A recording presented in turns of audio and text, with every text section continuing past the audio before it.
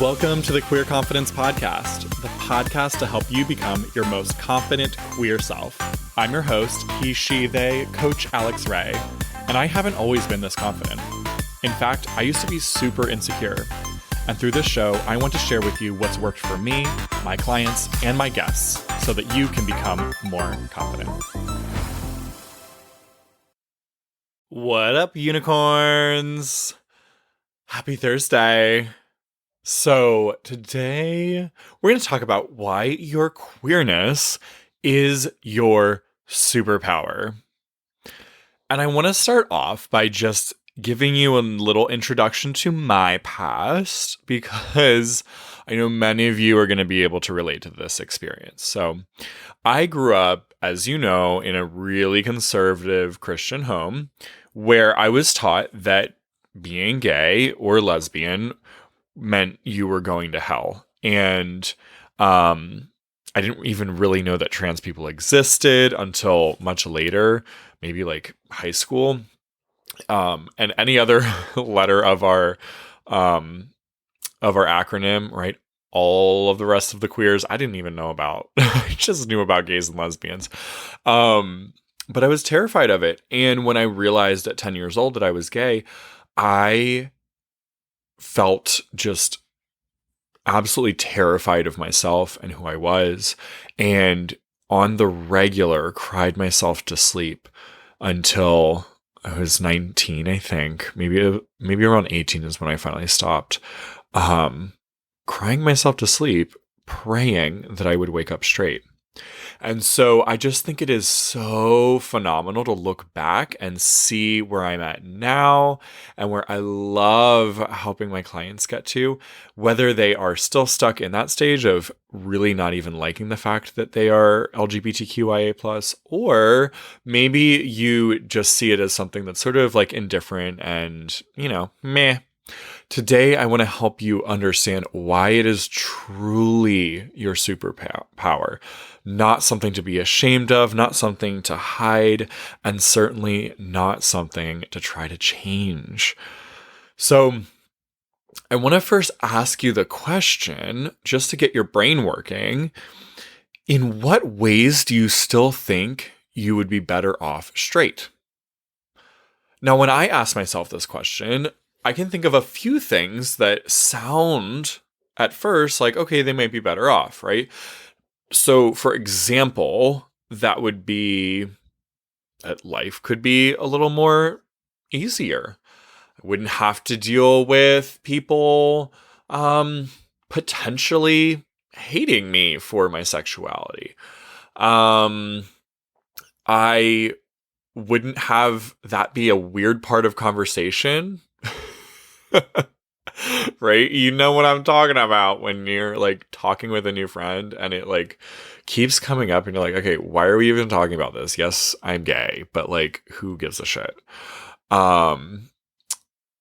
It would be easier to just, I don't know, get by and have a normal, in quotes, normal marriage and a family and blah, blah, blah. And yeah, that could be like super, super easy, straightforward, and wouldn't require us to see our socialization.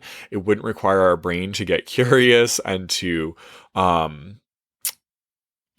reconsider anything. We could just live like the people you see around you and by what society currently in this day and age says is ideal. And wouldn't that be fucking boring? So notice just for a minute where your head's at. What reasons are you coming up with why it might be better off being straight or heterosexual, right? Just being not wherever you land in the LGBTQIA plus community.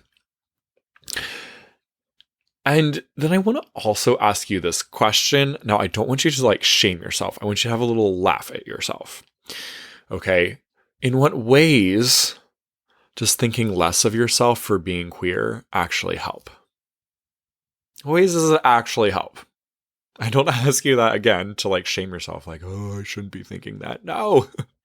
Your brain, if you have been thinking that it's some kind of thing to be avoided or a weakness or something wrong with you, your brain's been doing that for a good reason. Your brain is always trying to help you. It's always trying to keep you safe. It's always trying to keep you alive. So instead of like being too mad at it, why don't you just look at what is the thing that it thinks is going to be helpful about it? Maybe help you avoid pain of some sort, right? That could be a decent reason. Could help you avoid the emotional pain of rejection from your parents, from your friends, from your coworkers, from your boss. It could protect you from being marginalized. It could protect you from a lot of things, right? Being not queer could protect you from a lot of things. So your brain, if it's sort of holding on to some shame around it, it's just doing it because it wants to keep you safe and alive. And then I want to, well, first take a moment and just think about that, right? Maybe write that down, write those answers down, and then you can resume the podcast. So my next question then for you is, in what ways do you agree with them, with the other people, that this is a weakness or wrong or makes you less than? What ways do you have internalized homophobia or internalized transphobia? In what ways do you believe that the other people are maybe correct? Our brains do a thing where they like hold on to it, right? They hold on to these thoughts that even though consciously you don't want to agree with the people that are telling you that something's wrong with you, subconsciously part of you still wants to agree with them that this is wrong and should be changed or fixed or adjusted. And so take a moment to just think about that question and maybe write down some answers. What makes this a weakness, right? That could be, oh, I'm less masculine. So there's maybe some weakness there. I'm going to be, I don't know, not able to do certain things, or not brave enough, not strong enough, not capable enough. Or what ways is this wrong, right? It could be like, well, this isn't normal. There's normal that's over there, that's that circle, and I'm abnormal. Or what makes you less than? Could be agreeing with them that this is a burden, that this is a lot to carry, that your life is kind of handicapped in a way and set back from other people. Now, I don't disagree with you that societally we might be getting a little bit of a setback, right? Other people do have some asshole opinions, but again, those are just opinions. So I want you to be able to see for a moment that it's not a fact that you're less than. It's just that societally, that's not a word, society has treated you as if you are less than, given you an experience, but it's not a fact. You are not less than. And then think for a second, what are the negative sides to seeing your queerness as your superpower? What are the negative sides?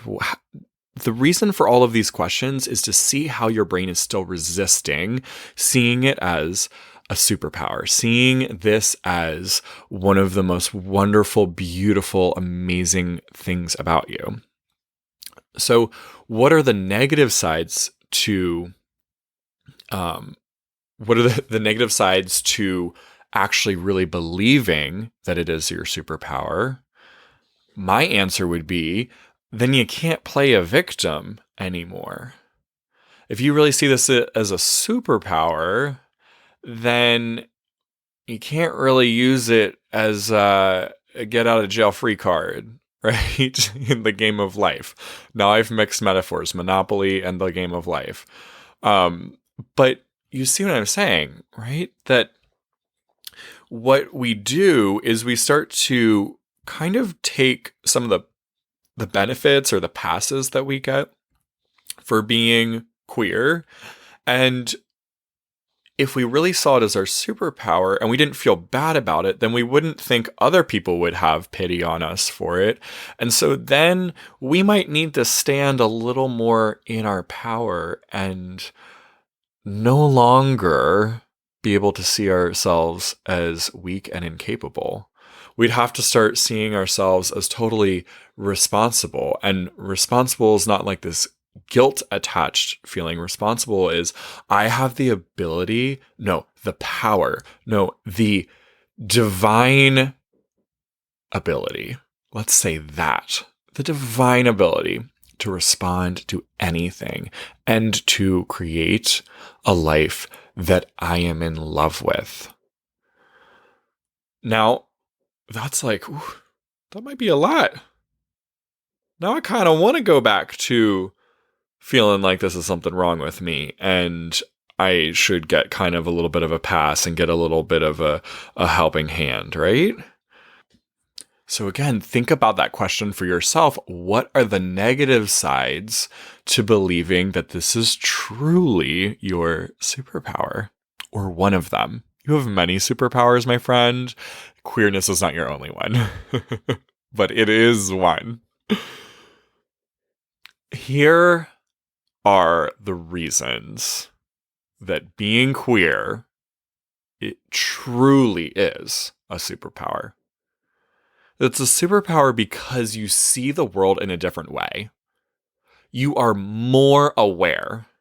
You are more in touch with yourself and those around you. You aren't part of the quote norm, which leaves you actually more empowered. You're more authentic. You're more in touch with yourself, and you are brave. Even if you are not out, you are brave for knowing yourself. That goes against your primal instincts to stay safe and part of the tribe. You are brave. You are closer to your energy. And when I say energy, I mean your soul, your actual being, disconnected from this physical body and universe that we live in. You are closer to your energy because heterosexuality and gender are constructs, boxes to put people in, and labels to understand them, to make sense of the world. And we say, fuck no, I am more than what you think or observe. With that unattachment to the norm, you can be more in touch with your masculine and feminine energies. We are all a beautiful blend of both. You are truly iconic. You empower others to be themselves too. The world is so much better off with your support. The way you show up curious to life allows you to see what so many are blind to. What a gift. The rush. The thrill of being alive through every moment you stand in your truth. You are queer. You have everything to love about yourself. Your queerness is a superpower. Have a beautiful week, my friend. I'll see you on the next episode. If you enjoyed this episode, don't keep it to yourself. Share it with a friend so they too can become more confident. You can also help more people find the show by leaving a 5-star review wherever you listen. And if you want to become a more confident queer with support from yours truly, head to coachalexray.com or use the link down in the show notes. I'm looking forward to working with you.